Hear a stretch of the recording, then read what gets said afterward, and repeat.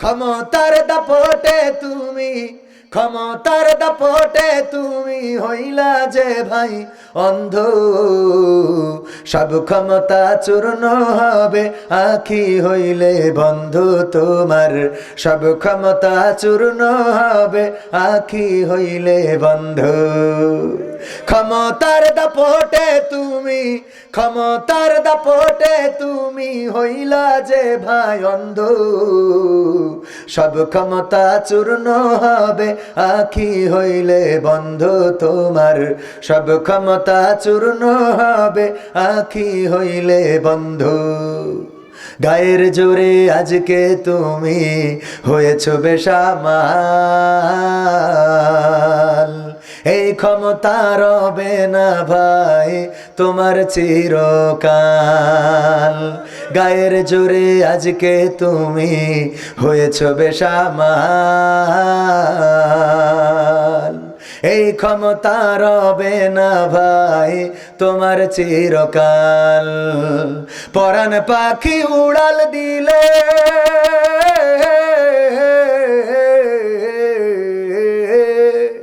পরাণ পাখি উড়াল দিলে, পরাণ পাখি উড়াল দিলে দেহ হবে গন্ধ, সব ক্ষমতা চূর্ণ হবে আখি হইলে বন্ধ তোমার, সব ক্ষমতা চূর্ণ হবে আখি হইলে বন্ধ।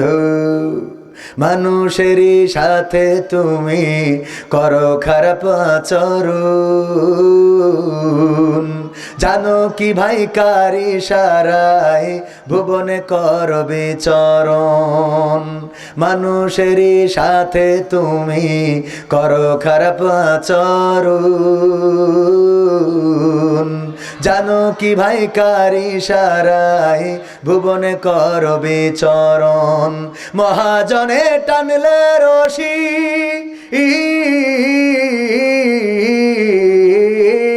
মহাজনে টানলে রশি, মহাজনে টানলে রশি দম হইবে বন্ধ, সব ক্ষমতা চূর্ণ হবে আখি হইলে বন্ধ।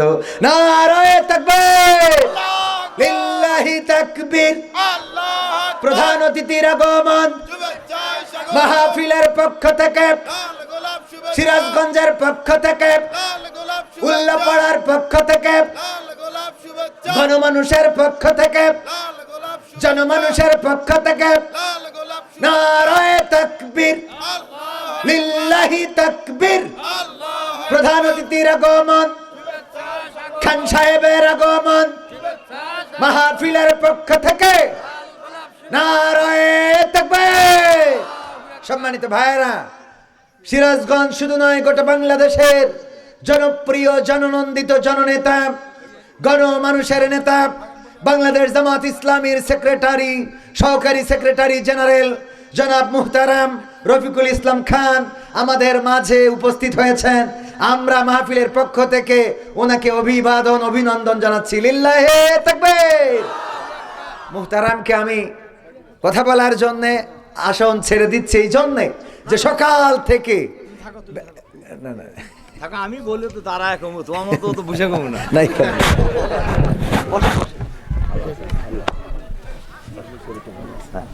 কখন আসছো তুমি? আমি 9টার আগে আসছি। খাওয়া করছো? হ্যাঁ, আপকটা তো আগে খায় না। এখানে বসে জাহেল আসলেন সেই মদিনায় আবার ঝামেলা করার জন্য। মদিনাবাসী কোরআনের সম্মানে আল্লাহর নবী সাল্লাল্লাহু আলাইহি সাল্লামকে মদিনা রাষ্ট্রের প্রেসিডেন্ট বানিয়ে দিলেন, আর আবু জাহেলকে বদরের ময়দানে শেষ করে দিয়েছে। বলেন ঠিক কিনা?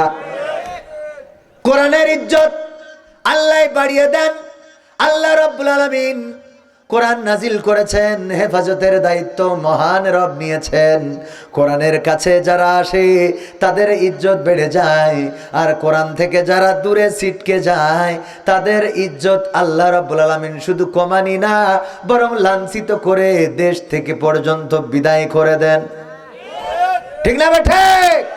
ইতিপূর্বে যারা কোরআনের বিরুদ্ধে যুদ্ধ ঘোষণা করেছিল, আলেমদের বিরুদ্ধে যুদ্ধ ঘোষণা করেছিল, কোরআনের পাখিদেরকে যারা কারারুদ্ধ করেছিল, এমনকি কোরআনের খাদেমকে যারা বিভিন্ন মামলা হামলা করে পৃথিবী থেকে বিদায় করার পায়, তারা শুধু নয় ফাঁসির কাস্টে ঝুলিয়ে বিদায় করেছে। আজকে বিচারের কাঠগড়া আছে, ট্রাইব্যুনাল আছে, বিচারক আছে, শুধুমাত্র আসামির পরিবর্তন হয়ে গেছে। ঠিক না বেঠে? সব ঠিক আছে, শুধু আসামি চেঞ্জ। অনেকেই বলে নদীর কুল ভাঙে ও কুল গড়ে, এই তো নদীর খেলা।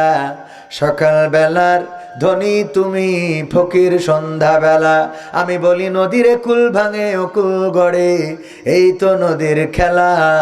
সকাল বেলার ফকির তুমি, ধনী সন্ধ্যা বেলা।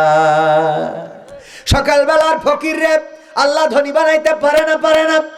যেই বিচারের কাঠগড়ায় ইউনুসকে দাঁড়ানো লাগতো, যেই বিচারের কোটে, যেই কোর্টের বারান্দায় ইউনুসকে ঘুরে বেড়ানো লাগতো, সেই ডক্টর ইউনুস আবার এখন ওই কোর্টটাই পরিচালনা করে। ঠিক না বেঠে? যেই চেয়ারে বসে ইউনুসের বিরুদ্ধে মামলা, এবং ডক্টর ইউনুস সরকার তো তখন হয় নাই, ডক্টর ইউনুসকে বিভিন্নভাবে হয়রানির পায়তারা করেছিল। এখন ওই চেয়ারে তিনি নাই, সেই চেয়ারে আবার ইউনুসকে বসায়ে উনাকে বিভিন্নভাবে দৌড়ানির পরে রেখেছে না রাখে নাই? জেল আছে, ফাঁসিও আছে না নাই? ও আমার ভাইয়েরা, এই জন্যে ক্ষমতার বাহাদুরি করা যাবে